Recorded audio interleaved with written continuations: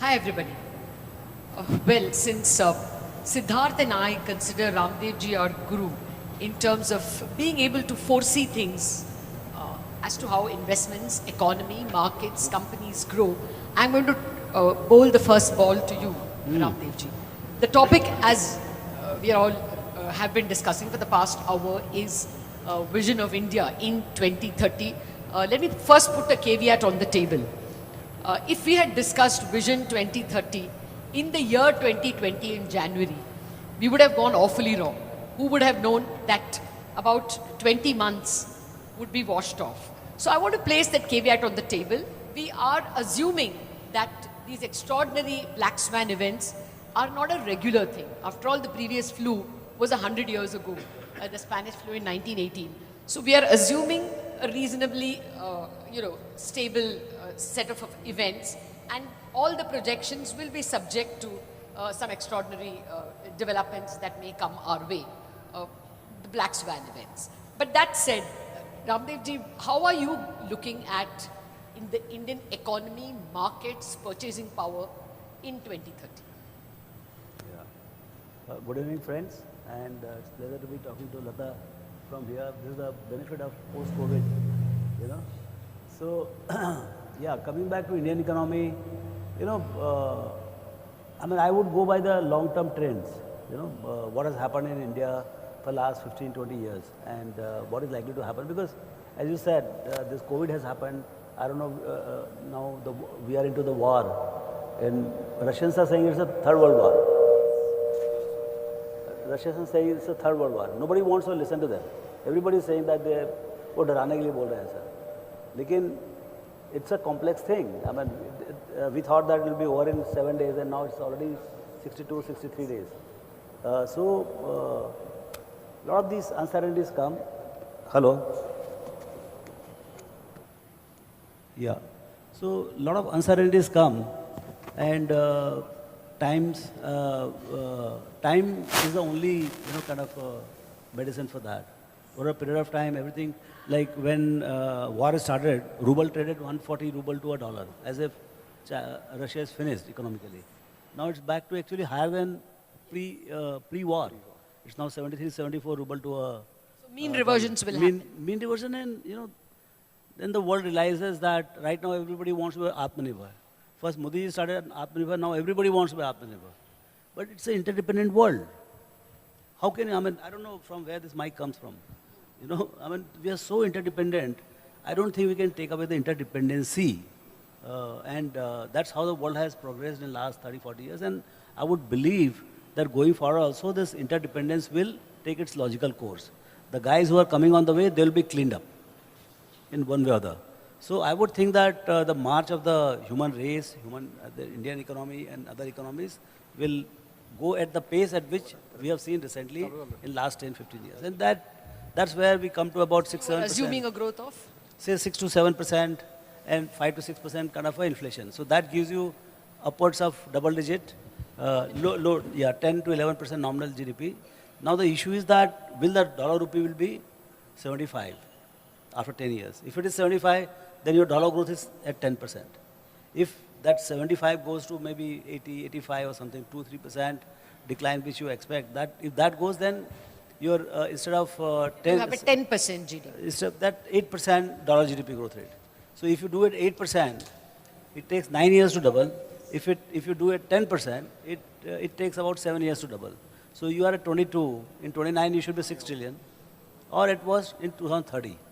That's what I think should be happening as far as the Indian GDP is concerned. Now, what it does, that incremental 3 trillion, the 3 trillion basket is going to be very different than the first 3 trillion basket. It is going to be very discretionary. It is going to be very credit intensive. Credit intensity today is about, say, 50% of GDP. Am I correct? About 150 lakh crores. What is credit to GDP? Credit to GDP is about 50%. But incremental will be almost one time. Or maybe 0.8, 0.9. I won't be surprised if it is one time. So GDP itself is doubled and credit to GDP is at 1 to 1. So you can imagine the multiplier. So now you imagine the banks which are competent, even the largest of the banks. Who is there to underwrite 200 crores? Where is the capital? Where is the infrastructure? That's the kind of opportunity we're Okay, talking about. so again, one more question to him and we come to you. As you were speaking, Naveen and Manish have a fund, okay, in which 1,000 crore, sorry, I think it's a much larger fund.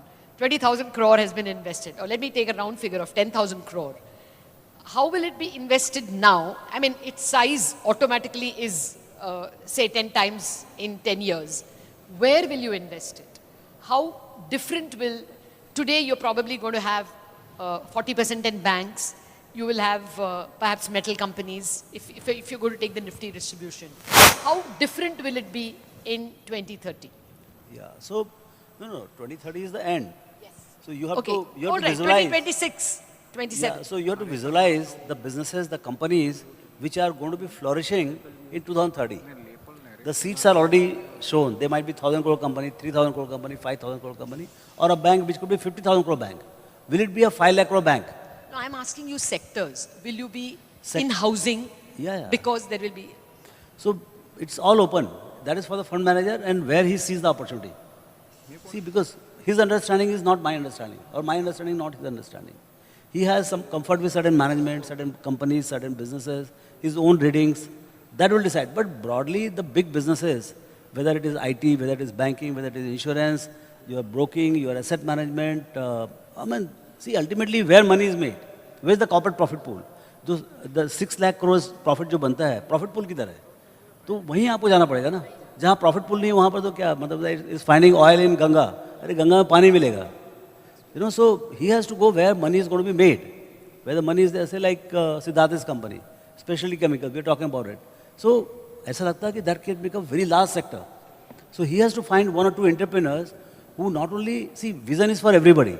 Opportunity is for everybody, for him also, and the guy who is there other side. He might be big. But he has to judge whether he can seize the opportunity. Can he get disproportionately benefited out of that opportunity? That question to you then. So that is a call on the entrepreneurship of the person on whom he is betting. And that is where the fund manager's individuality of the individual role comes. Where he thinks that this guy has a way above. Because see, the character of the fund is not a benchmark fund. It's an absolute return fund. So that gives him a lot of peace. Okay, so he can buy and hold for 5, 7, 10 years. He can buy some amount which is unlisted also. It might get listed after 5, 7 years. And somewhere he'll go wrong also. But the way to invest is that truly investing is not about benchmark investing. Truly investing is about really making returns.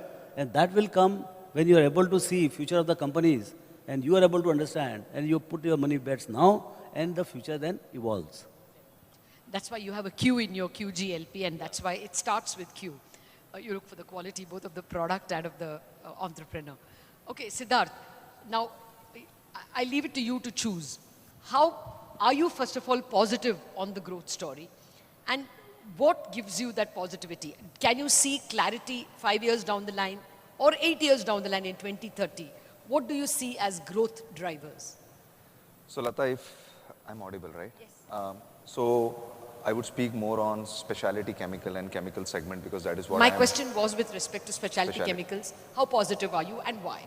So I am an extremely bullish person on specialty chemical and chemical businesses, and I have some logical reasons for that. So one of the major reason I feel is today India population is about 1.4 billion. Our per capita consumption of chemicals or products is the lowest compared to developed countries. The income levels, the disposable income levels of Indians is rising. And as Naveen was just mentioning in his talks that people from villages are going to come to Bangalore, and when they come to Bangalore, they would need house, they would need air condition and all of that. So all of that is going to culminate into a big spending, and I think this space is going to double in the next 3 to 4 years' time.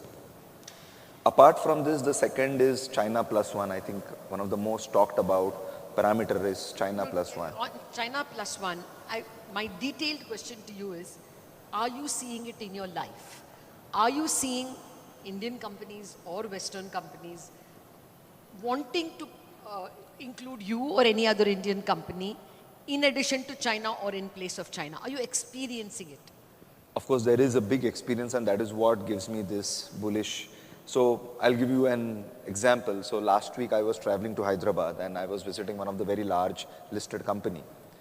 Typically Hyderabad people or pharma companies are in love with Chinese. They cannot think of their lives without buying anything from China. I have seen this shift after this 8 years and after this COVID especially, that they are willing to ask me if I can supply this particular product. They are willing to understand that if I start this product, China is going to crush the price. And they are willing to help me that, okay, we will help you to stabilize a particular capacity. Of course, any purchaser is inclined always to buy the cheaper raw material. But I think after COVID, people have learned that at least they want to de-risk themselves, at least a bit of it, to Indian suppliers. 20% more expensive, people have bought from you already. People are willing to buy from you. Because also they see this uncertainty in supplies. Like today, Shanghai ports are all closed. People are still not aware when will all this return to normalcy. And if they know it, that if they don't support us today, companies like ours, what if it returns after 3 years? And then again, we are not ready for it. So people are willing to try us. Even multinationals, I was talking to a very large MNC called Bayer, which is Bayer or Bayer Crop. This is the first time they are asking us, okay, tell me what list of chemistries you are good at. And they are willing to think of how can we look at India. That's a huge thing you're saying.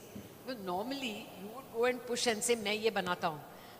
They are actually telling you, तुम क्या क्या बना सकते हो मेरे को दो. Exactly. It is as open as that. Because अब उनको समझ गया कि boss, how much should we depend on China?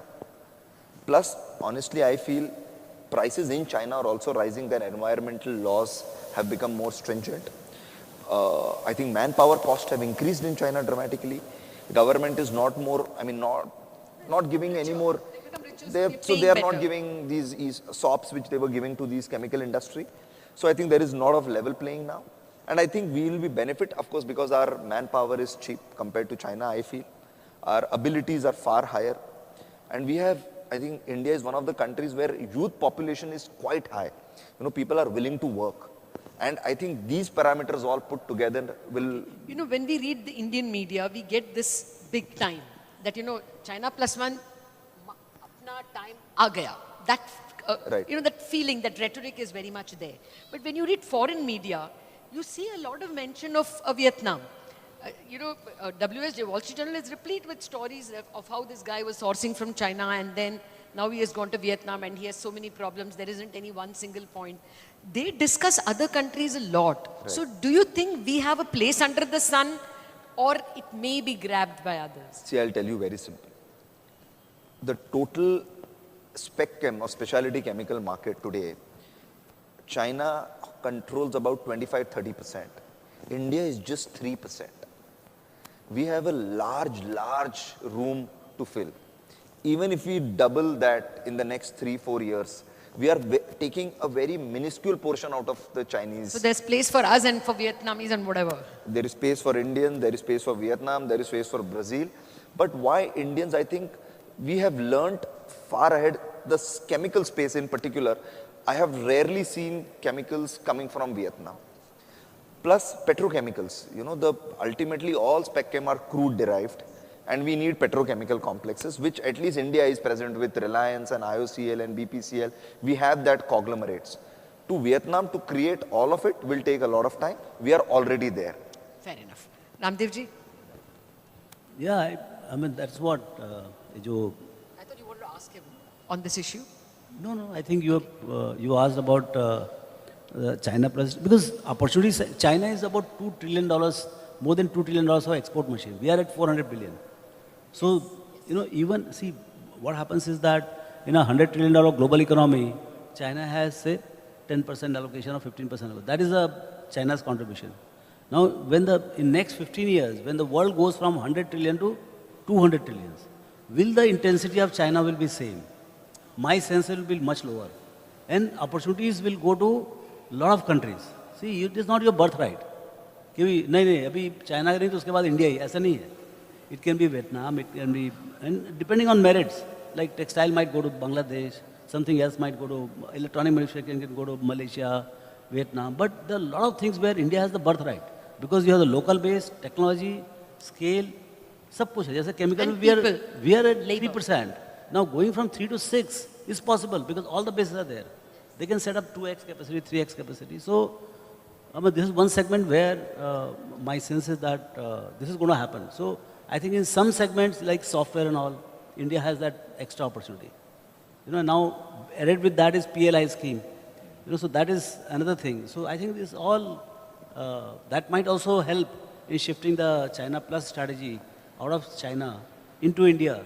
And I'm quite sure other countries will also come out with some PLI Scheme. type of scheme, Yeah. which we are not aware of. Yeah. I wanted to, that is the next set of questions to you. Right. How attractive is PLI scheme? And is that for fund managers and investors a safe bet that, you know, try and pick up companies which are in the PLI spectrum? See, PLI scheme, I think government has really come up with interesting raw materials which India should produce. Specialty chemicals, it's a good set of choice. It is intermediates for pharmaceuticals majority because of course we need basic anti-diabetics like a metformin we need in India. We need a paracetamol in India. We need steroids in India. All these raw materials are only imported from China. So government has done a very good thing that, okay boss, metformin, what is an important raw material? DCDA. Let us have a PLI on DCDA. DCDA is never made in India. What is needed to make a dextromethasone steroid? A cytosterol based derivative is needed. Okay, let's put a PLI on it. So government has identified good products. But what Indians or some Indian producers have done is they have applied for these PLI schemes because government is only offering to 2 producers. Now you applied and you get the PLI because race is always there. But after 2 years, there is no penalty that boss, what if you don't succeed? That PLI scheme has gone for a toss. And a lot of companies have just grabbed these opportunities because of PLI hai. Now that PLI mil gaya, now they are going backward and seeing, okay, can we make this? And now going to their R&D labs. After 2 years,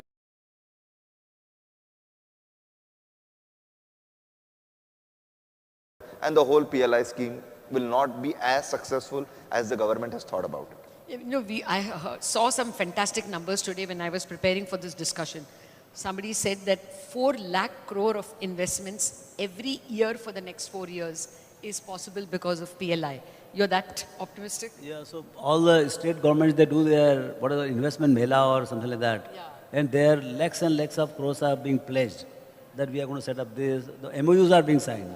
So this is a little better than that, you know, but this is a little better.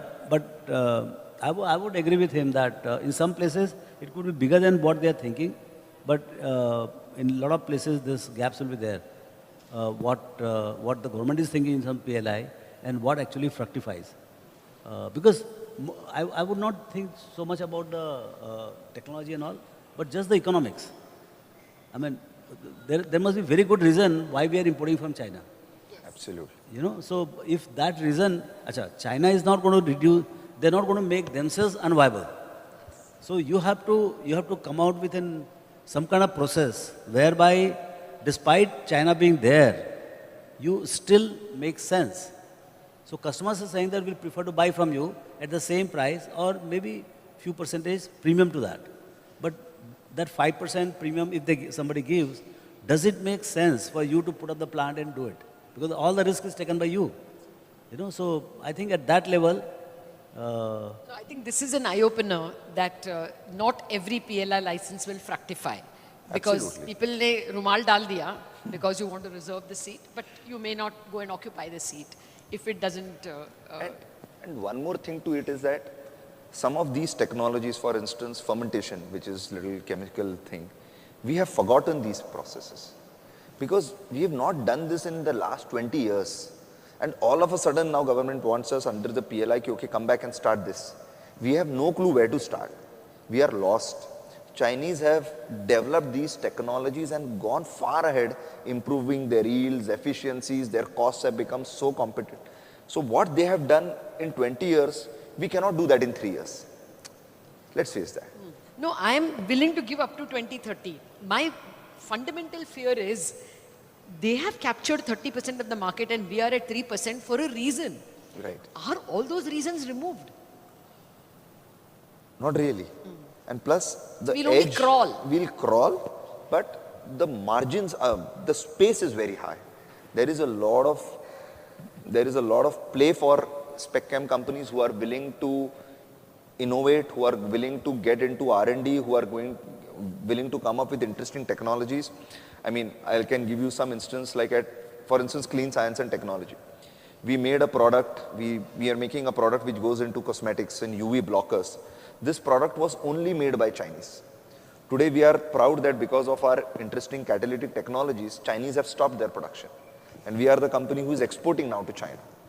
In fact, at a very rare instance, we are one of the few chemical companies where out of our total revenues, 40% is exported to China. Okay, that calls for an applause. So, Genuinely competitive. so technology is the key.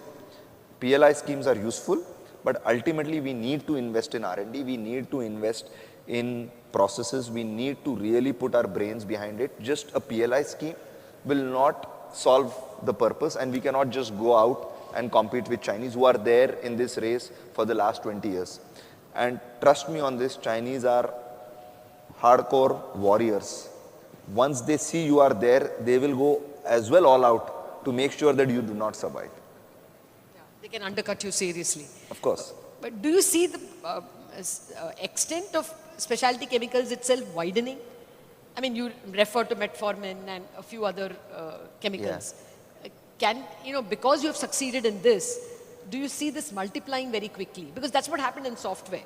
You found success and then it spawned a whole set of companies from 1990 onwards. It's a flow that is still yielding results. New companies, new products, new markets.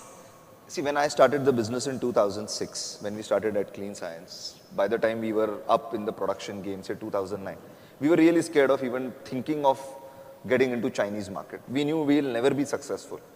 But over the period when we improved our processes, when we improved our technology, and when we were able to send first material to China, that gave us that confidence that, boss, ye ho sakta hai. It is not that you can never sell anything to China.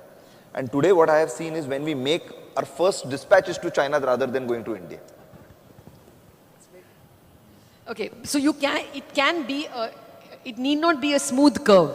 It can be a steep incline also. When Just one point. In software, what happened was, again, because of Y2K, the customers were pressed to solve the problem in those two or 3 years, whatever window was available, and they came in here to hire cheap, low-end talent. Absolutely. And then they realized that there is a vast talent, and they can do even complex stuff. So slowly, from $1 or $2 billion, now they become $180 billion.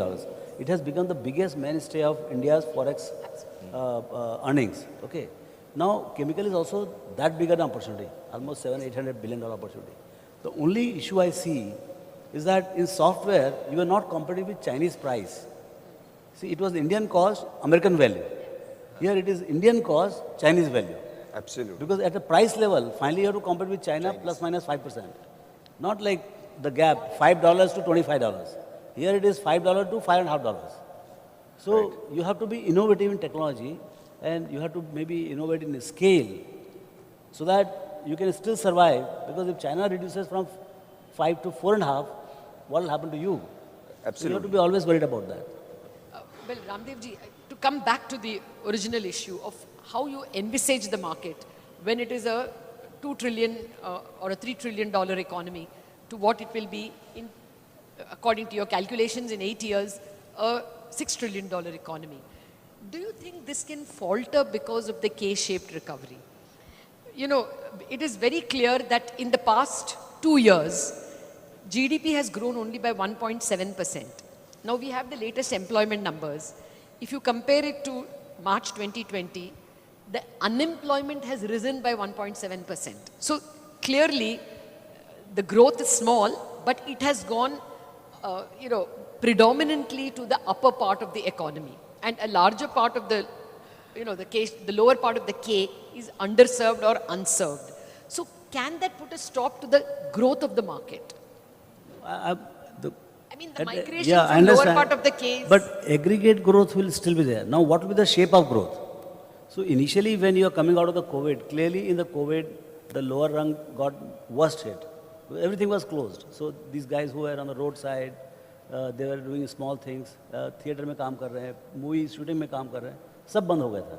So clearly, the entrepreneurial class, they benefited at the cost of the lower end guys. But as the opening up happens, this K-shape, which is very intense today, will give way to much more broad-based recovery. I'm quite sure about it. So one is that. Second is that even on 10-year basis, if some lasting effect is there, economy will grow at 7%. Probably it will go faster. The issue is the benefit of that disproportionately will go to the upper end of the society, then very democratic way, well spread out. That may not happen. So that we have to see as it goes along. I just want to put on the table a caveat over here. Among the economists, there is a debate that is it possible that only the upper part of the K grows and still the total के लिए 7% growth आ रहा है? Is that possible? Or if it keeps on narrowing, is that 7% itself going to be difficult? Because ultimately, you know, there can be some titan or someone who can keep selling to the upper part. But a Hindustan Unilever or a Tata Steel or a, you know, those that sell to the nation may find it stymied. Yeah. So that there is a debate. It's not. What makes me a little more comfortable is that of the GDP, the four components, CGI and EXIM looks very, very, opportunistic right now. If you're talking about China plus policy, you see what happened last year. Despite all the trouble, we grew 30% in terms of exports, in dollar terms. We crossed 418 billion in merchandise and 250 billion in services. That services is equivalent to almost half a trillion because there is a complete value add out there. I mean, in software, when you do 180 billion, that is not as good as if you export a car of 180 billion, 70% is raw material. Here in $180 billion of services export, everything is a value add. No, So what I'm saying is, if in 2030, my services export is say 600 billion and my merchandise export is say just about a trillion, that itself is going to add on to your normal consumption, government expenditure and corporate capex. So what I'm saying is this export machine has never worked on in India's GDP growth story broadly so far. You are a better person to judge, but has the export, EXIM, has ever played significant role in our 6-7% growth in last 20 years? Now, I'll just put two caveats to it, again from economists. We have not done too badly in exports. Within the emerging market basket itself, we are the third best exporter for the last 30 years. From 1990, the pace of growth is third only to China, Vietnam and us. And Vietnam and us have been switching places also. So we've not done that badly if you look at the international comparison, simply because our size is big. From our point of view, exports may be small, but from a global point of view, emerging markets comparison, we have not done so badly. And secondly, just as you say that we should not become mayus by last 2 years COVID, a tinge of caution on don't get carried away by the exports of the last 1 year. And I'll give you two reasons for this. One, every country benefited because the three large central banks printed money like no tomorrow. US printed cash, doubled its balance sheet from 4.5 trillion to 9 trillion. ECB did much the same, BOJ did somewhat similar. So everywhere purchasing power increased. So every country's exports increased. Our share of exports in total global trade did not increase. It increased from our historical perspective. Everybody's done well. Secondly, because so much of money, see, 100 goods में $100 था. अभी 110 goods पे $200 आ गया. तो हर एक good का price बढ़ गया. A large part of our 400 billion exports, not entirely, it was a volume growth, but a substantial part is also inflation. We have to just keep these caveats in mind. Let us not extend the success of this 400 billion as a regular feature for the next 8 years. I would be a little skeptical. To support your argument, our imports are growing even faster. So my current account balance Deficit has not is improved, increased. in fact, increased. So it doesn't add to the GDP growth. But the economic activity definitely gets galvanized. And if we think that oil is going to be $200, then I think the story is different. But if oil remains at $70, $80 and my software export goes to $250, $300 billion, I think it will be a different story. And let me tell you, if you ask me what is going to the probability, because future is all probabilistic. So probability-wise, I would think oil will remain, say, at best at 100, 90, 100 on a steady basis, and software export will definitely go to $350 billion. Then you see the current account deficit and strength of dollar rupee. And if by chance rupee remains here, and my nominal grows at about 10% also, I'm home. You're not only home, the previous experience of the first decade when oil prices continuously went up, actually one of our biggest buyers are Middle Eastern countries, the oil exporting countries. So that purchasing power also pummels our exports. So net, every time there is an increase in oil, that entire thing is not our trade deficit, because some payback also comes in the form of higher exports. Your point is taken on that. All I'm saying is that let's not be too, one track in extrapolating the future from the present growth in exports. There are some one-offs in this export also. But I want to come back to the original theme that we are looking at, Vision 2030. That when you look at 2030 and a 6 trillion economy, how different will it be? I mean, how do people consume when you have $1,000 per capita? And how is the consumption when it is $2,500? How different does it look? What's your take on that? Well, it's very tough to see. You have to go to a city where, all the cities are not at $2,000. Mumbai is more like a $4,000-5,000. So the whole country will become like Mumbai, and Mumbai will go to become more like, say, Bangkok or something like that. So you can see the way, like you don't see. You go to a city like, say, Pune. Pune is far more prosperous than average country. So if my tier 2, tier 3, tier 4 cities become Pune, then what happens? Your hospitals are... See, what is prosperity? When you get prosperity, you get urban infrastructure. And in Mumbai, I remember, I stay in Worli. In Worli, when we were walking on the promenade, sea face, there was a big, kind of a damage. And it took 5 years for them to fill it up. So much so they had fenced it for walking. Now, same place, they are coming with a coastal road. This is the difference of $1 trillion and $3 trillion. And they want to do it in 3 years flat.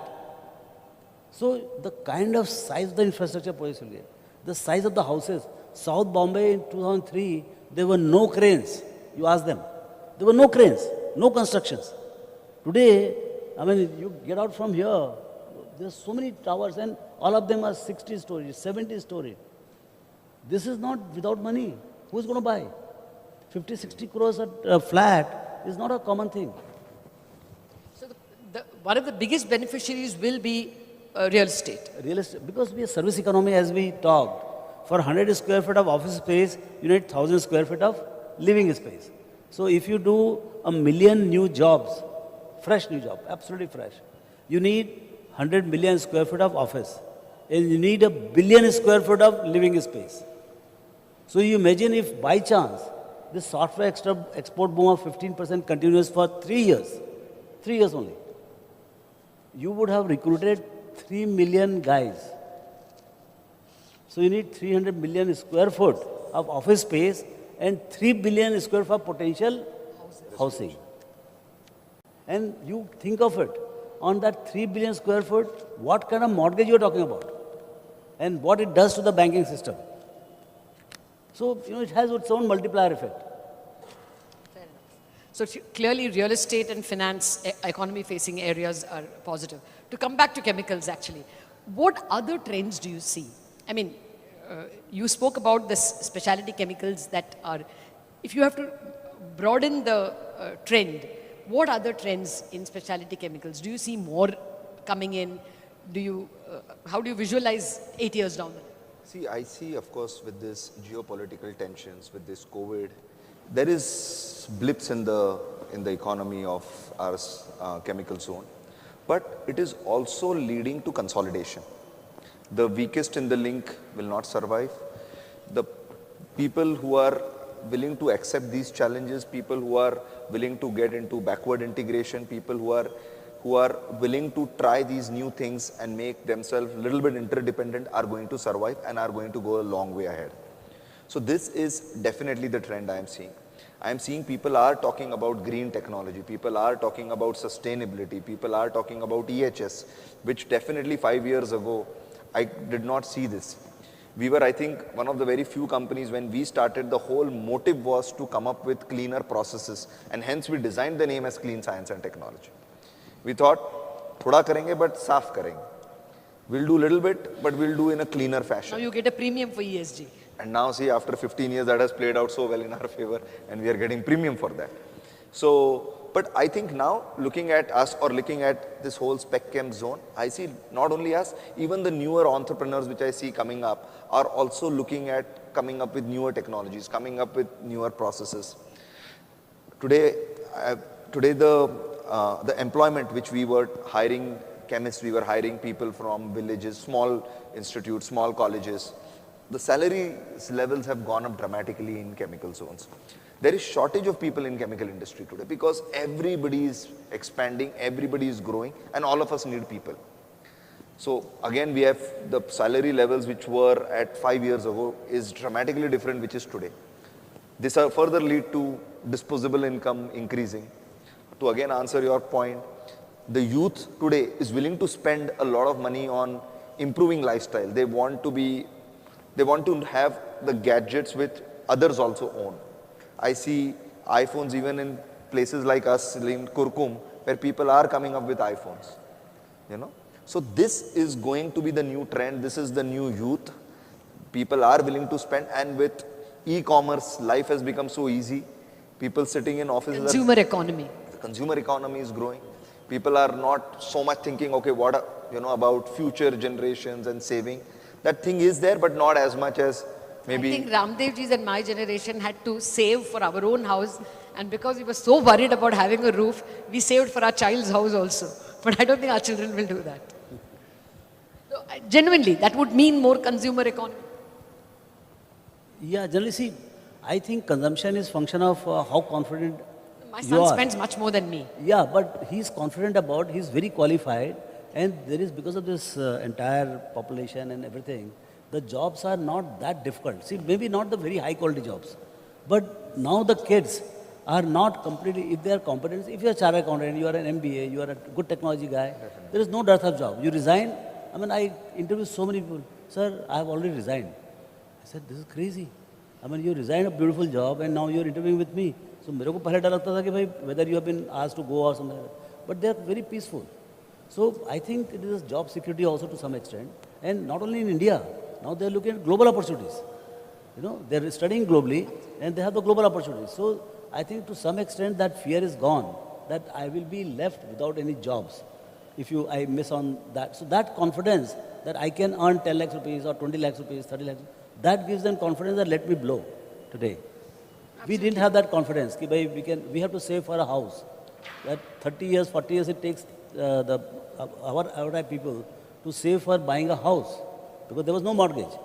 Yes. So now people are buying at the age of 30, 32, they are buying mortgage and mortgage-backed house, which was not the situation when we grew up. I'll just add to it. COVID has also made us quite brave because a lot of people lost jobs.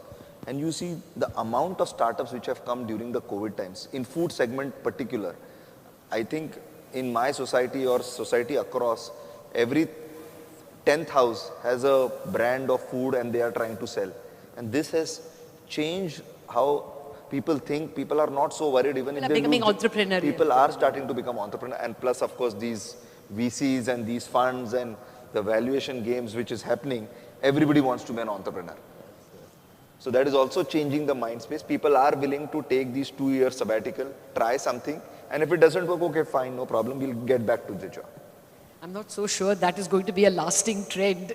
That may be for a few days, but I take your point that one trend has clearly changed. In our times, mere apne kind of movies need not be made. That insecurity of job that we saw in the 50s and 60s through the movies perhaps is an India that has definitely been overcome. This is a gift of $2,000 per capita. This is the gift of the $2,000 per capita. When it goes to 4,000 or 5,000, you see this confidence going through the roof because there will be multiple jobs. You know. Now let me come to the constraints. How do you play this ESG? Do you think that is going to make things expensive? Do you think climate may put some stop? Because, like for instance, the heat wave has resulted in the wheat crop, suicides in Punjab every day because the wheat crop has failed. So do you think growth can be stymied by climate? How would you, does it interfere when you think of investments? Frankly, I don't understand this climate change, how predictably you can say that things have really gone out of hand. Currently, you're talking about heat wave. After 5-6 months, you'll talk about, winter, deep winter, so cold wave or something like that. So we don't know. Some central bankers, notably someone like Urjit Patel, who wrote that, if we thought Indian economy is 100, now let us start thinking of it as 95. Because every year some form of climatic change, and he was not referring to India, he was referring to global economy, potential output is definitely getting chipped away because of unexpected climatic. But that's a larger question. I'm asking you more specifically in investment. Is ESG a very big touchstone for you?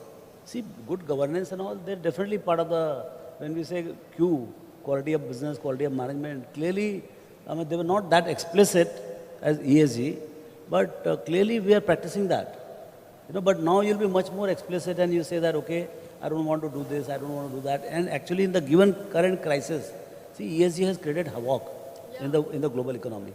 You don't want to invest. The banks don't want to clear any of the projects for, say, coal expansion, production of coal. Now, Germany also wants to fire the coal-fired plants. From where will you get the coal? So coal is going to go through the roof. So someday somebody has to say, bhai, ESG is just a concept. Maybe it is good for 30, 40, 50 years, but right now, to ride the crisis out. But what happens is, whenever you come out with this kind of thing, the investment cycle stops. See, you are saying, I want to be ESG compliant in 2050, 2070, but banker will stop paying today. There is no investment. So it is creating its own crisis. So I don't know in what way ESG will come back. Of course, this concept is born and people have given, but I would think that there will be a lot of rethinking what should be included in ESG and what should not be included. I think we are summarizing and throwing the dais open, throwing the panel open to questions. Key takeaways so far: the kind of growth you see when you go from $1,000 per capita to $2,500 or $3,000 per capita is vastly different. The extent of consumption that can come in and the kinds of consumption that come in can be seminally different. So in the next 10 years, clearly the opportunity for India is here as we are transiting into that level of consumption. Added, the icing on the cake is the fact that the geopolitical situation seems to be favoring India because of the China +1 syndrome, which seems to be not just an India trend, it seems to be a global trend, and therefore we should be having more opportunities coming our way. As well, the government itself with PLI, it seems to be in a right track in terms of capturing the manufacturing opportunity. But all said and done, I just want to leave one caveat. When I read some of the old articles of the 1960s, which were still relevant when I was in school and college, at that time there was very much a feeling, in mid-60s especially, that India is the next big thing. Apparently a delegation came from Korea, South Korea, to just check out what is India getting right. And the story, of course, was they thought steel. These guys are getting right in steel, and they went back and invested in steel. But the sensible thing they did was, we invested in public sector, they invested in private sector, and they got it right. But the point is, we were the next big thing in 65, and it was a dream we did not materialize, we did not fructify. So the future is bright, but it is not inevitable. We should not make policy mistakes. It could be brighter. That as well. Yes, that's what I'm saying. So let's balance it. Yes, certainly. We have to call it a day. Thank you so much. Thank you very much.